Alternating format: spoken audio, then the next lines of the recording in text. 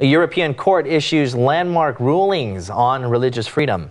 Europe's highest court issued a mixed bag of rulings about the way Christians can live out their faith in the workplace. Peter Wooding reports from London. The European Court of Human Rights has ruled that the UK had failed to protect the freedom of a British Airways worker to wear her cross to work. But they rejected the case of Christian nurse Shirley Chaplin, who has refused her right to wear her cross for health and safety reasons. Following the rulings, British Prime Minister David Cameron said he was delighted that the principle of wearing religious symbols at work had been upheld, adding that people shouldn't suffer discrimination due to religious beliefs. However, Chaplin, whose case is being supported by the Christian Legal Centre, says she's very disappointed that her religious principles weren't being upheld.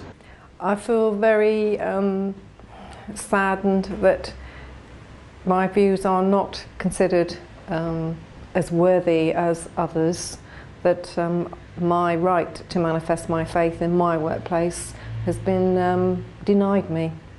Despite her case being rejected, Chaplin is encouraged by the court's decision to acknowledge that the cross is a Christian symbol. I'm really grateful that the European Court has upheld the principle that a cross actually represents the Christian faith, which the government, for some reason, seemed to feel that this was not so. So what have people on the streets of London been saying about Chaplin's case?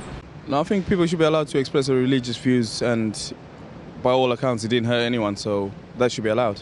I think that it's cruel if she loses her job. It's her own religious belief. No one has any right or any power to challenge someone about their religious beliefs. Two other cases of Christian workers were rejected by the European Court of Human Rights, including that of relationship counsellor Gary McFarlane. McFarlane was sacked for saying he might not be comfortable giving sex counselling to homosexual couples, but he says he's not disappointed by today's decision.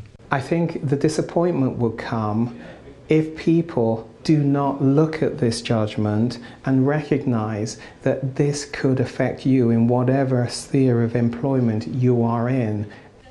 And the Christian Legal Centre's Andrea Williams says they won't give up on these cases.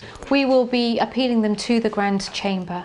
I will not cease, we will not cease until justice is done. Many believers remain deeply concerned that the European Court's rulings means these freedoms remain in the balance.